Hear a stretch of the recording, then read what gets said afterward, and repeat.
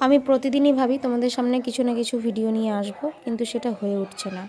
কারণ ভিডিও নিয়ে আসবো ভাবলেই তো হবে না, তার জন্য ভিডিও রেকর্ড করতে হবে। আর যেটাতে আমার খুব আলস্যি লাগে, ভিডিও একবার এখান থেকে ধরো একবার ওইখান থেকে ধরো, এটাই খুব আলস্যি লাগে। মানুষে মনে করে যে ভিডিও করা খুব সহজ, কিন্তু অতটাও সহজ না যতটা ভাবা যায়।